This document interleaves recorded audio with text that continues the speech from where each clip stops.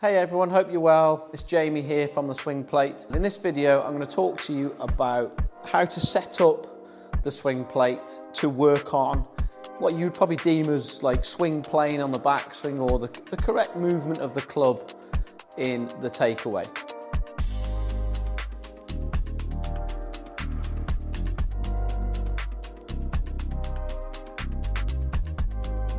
Get asked this question quite a lot. How do we set up the unit? Where do we put the ball? What sort of angle do we put the stick at? We're going to go over those in this video initially for you. So the way to set the angle up of the cane is quite straightforward really. We're going to take your initial setup with your club, hold the stick in one hand, and then place the stick into the base unit. Now, as you'll notice that they're pretty set to similar angles right now. But let's say you've got your swing plate out of your golf bag and it's like this. Very straightforward. Take your setup as if the golf ball was right here and just lower the cane. So you now start to create matching angles there on the shaft plane. Now this angle here is going to change depending on if we go to a shorter club or a longer club. Okay, but you can lock this angle here. There is an angle reading for you to check out as well. Make sure you make a note of that. If you want to lock the pivot, you can, so this bracket won't move. So if you only ever used it for a 7-iron, for example, you know that it's that same angle every time for you, that you've got it out your cupboard or your net or your golf bag. It's not been moved because you've locked it. So that would be a good training tip as well if you're only ever going to use the one club with it. The next thing, how far away from the base unit should we practice? So, you know, we've got a lot of room here. Do I practice from here? You know, do I practice from here? Do I practice from here?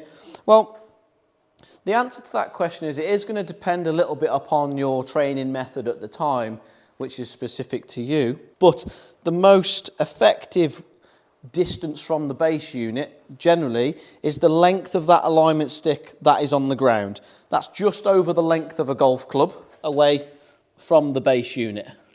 So probably the length of my 7-iron and a grip length if you don't have another stick. But there is a slot in the swing plate for that other stick. So I would advise using that. Where should the golf ball be? So if you want to make your training harder, you would practice from quite close to the stick that's on the ground, roughly one club head away from that alignment stick there. What we would advise to begin with is A, lots of practice swings, but B, maybe beginning from a distance of maybe 3 or 4 club heads away from this cane. As you come closer to the cane that's on the ground, your tolerance for an error becomes smaller now. As you'll notice, there's still quite a gap here. So if you're doing practice swings or rehearsal drills, or you want to be quite strict on your tolerance, what I would advise is practicing from maybe 1 club head away and using something like we have here, like a pool noodle or some insulation, just to protect the club head there from maybe striking the alignment stick. Again, one of the other reasons why we want you at least an alignment stick length away from the base unit is so that it's only ever the club head that might glance the stick. What we don't want to do is start practicing from too close to the swing plate and then on the way down all of a sudden our arms or our hands strike the cane or the pool noodle there. So I hope that makes sense, because safety is of importance obviously when we practice. So I'm going to go ahead. I tend to practice from around one or 2 club heads away from that cane.